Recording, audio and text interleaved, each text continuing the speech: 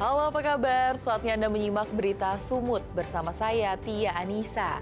Sejumlah berita menarik akan kami sajikan untuk Anda. Berikut 3 berita utama hari ini.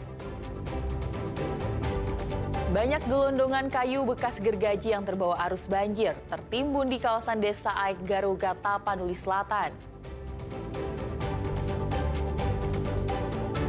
Pasca banjir di Kabupaten Langkat, perlengkapan jualan rusak, pedagang pun merugi. Sekolah tertimbun lumpur dan tumpukan kayu gelondongan pasca banjir bandang di Tapanuli Selatan.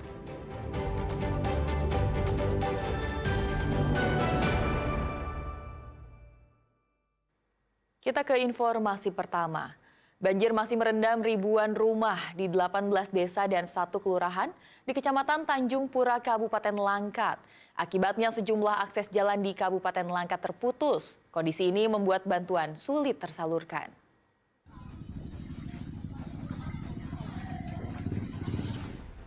Akses jalan di sejumlah titik di Kabupaten Langkat terputus akibat masih ada beberapa daerah yang banjir dan tumpukan lumpur pasca banjir. Kondisi ini membuat bantuan sulit tersalurkan.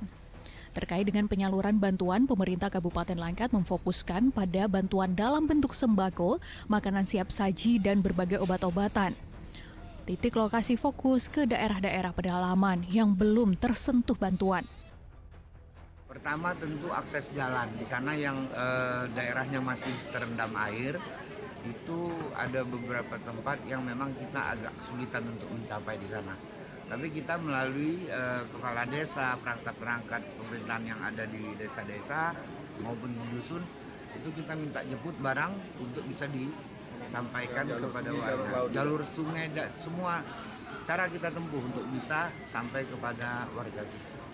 Untuk bahan makanan bantuan sejauh ini kita Pemkab apakah memang cukup atau kekurangan karena belum semuanya sampai ke sana, Pak? Insya Allah cukup, karena memang kita sampai hari ini kegiatan kawan-kawan semua kita lihat tetap ada yang siap saji, ada yang dengan beras, indomie, telur dan lain sebagainya.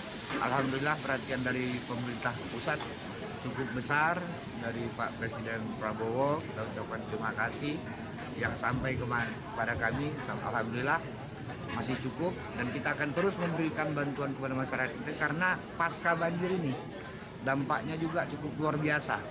Banyak rumah-rumah warga itu yang hancur, jalan-jalan yang rusak, titik-titik atau jembatan-jembatan yang rusak. Ini perlu nanti penanganan pasca banjir. Fasilitas air juga yang tidak dapat berfungsi karena terendam. Kini, banjir masih merendam ribuan rumah di Kecamatan Tanjung Pura, Kabupaten Langkat. Hal itu disebabkan karena daerah itu dekat dengan sungai dan masih banyak tanggul yang rusak yang belum diperbaiki. Sekarang, kalau di sini sudah sedikit airnya, ke dalam-dalam yang masih dalam airnya. Kalau di dalam sampai berapa, Pak? Ada yang masih sepinggang, seperut. Pak, sejauh ini Bapak ngungsi di mana, Pak? Di pencar-pencar lah, dan di daerah yang tinggi lah, yang ada daratnya, situ ngungsi. Berdasarkan data Badan Penanggulangan Bencana Daerah BPBD Kabupaten Langkat, ada 15 posko pengungsian yang sudah didirikan di Tanjung Pura. Dan hingga kini, bantuan dari tim medis dan obat-obatan juga mulai berdatangan dari rumah sakit swasta di Sumatera Utara. Muhammad Hamdani melaporkan dari Kabupaten Langkat. Petugas gabungan kebut pembangunan jalan yang menghubungkan Kabupaten Tapanuli Selatan ke Tapanuli Tengah.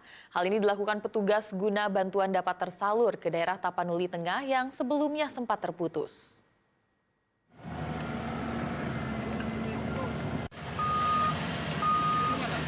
Dengan menggunakan sejumlah alat berat, petugas melakukan penimbunan terhadap ruas jalan yang terputus pasca banjir bandang menerjang Desa Garuga di Kecamatan Batang Toru, Kabupaten Tapanuli Selatan. Perbaikan jalan ini terus dikebut petugas lantaran banyaknya kawasan yang berada di Kabupaten Tapanuli Tengah yang terisolir.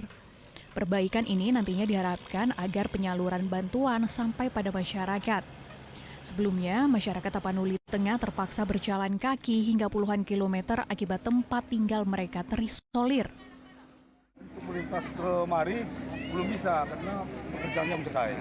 Namun mungkin untuk satu hari ini, besok mungkin sudah bisa lewat kendaraan umum karena ini logistik ke Tahun Tengah terhambat, tidak bisa masuk baik ke Sidempuan, baik ke Sibolga karena ini adalah jalan alternatif.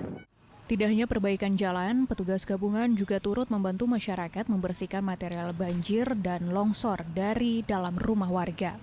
Kendala yang dihadapi selama pembersihan adalah tumpukan materi lumpur yang tebal dan tumpukan kayu.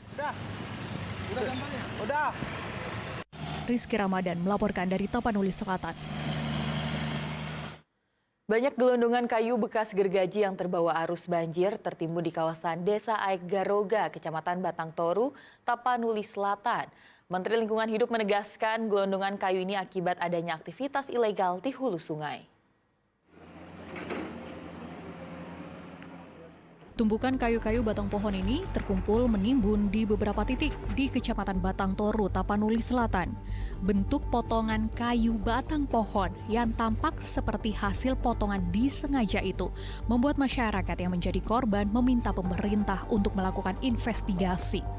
Menteri Lingkungan Hidup Hanif Faisal Nurrofik mendatangi lokasi tersebut pada Sabtu siang.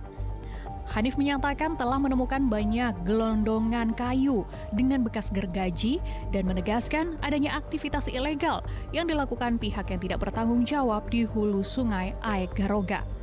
Saat ini, Kementerian Lingkungan Hidup telah mencabut izin operasional 4 perusahaan yang beroperasi di daerah aliran Sungai Batang Toru dan akan melakukan audit terhadap 4 perusahaan itu. 4 perusahaan tersebut adalah PT Toba Pulp Lestari, PT Agincourt Resources, dan PT North Sumatra Hydroenergy, serta PT PN3 Batang Toru. Selain itu, pihak Kementerian Lingkungan Hidup juga akan menutup perusahaan kelapa sawit yang berada di hulu sungai Aek Garoga yang dituding menjadi penyebab banjir bandang itu. Saya telah menghentikan semua kegiatan operasional semua perusahaan di Das Batang Toru ya. Ini beda das. Jadi das ini tidak disebabkan oleh upaya yang ada di Batang Toru. Ada berapa perusahaan? Ya, di sini kita belum melihat perusahaan. Kalau yang di Batang Toru ada 4 perusahaan yang kita hentikan kegiatan. Secara teknis memang kayu ini agak berumur lama ya. Ada sebagian yang dipotong-potong dengan mesin gergaji. Kami akan melakukan penyelidikan lagi. Mungkin habis ini kami akan terbang sampai ke hulu untuk memastikan apa yang terjadi di hulu. Karena kayu ini tidak alami sampai ke kita. Mungkin ada aktivitas yang harus bertanggung jawab dari kasus ini. Kemudian pencegahan lebih lanjut karena mungkin potensinya masih ada yang akan membahayakan masyarakat yang hidup di bawahnya. Tidak hanya mencabut izin operasional, pemerintah juga akan meminta pada pihak perusahaan yang melanggar aturan untuk melakukan ganti rugi kerusakan lingkungan dan korban jiwa, dan berlanjut dengan proses pidana. Rizky Ramadan melaporkan dari Tapanuli Selatan.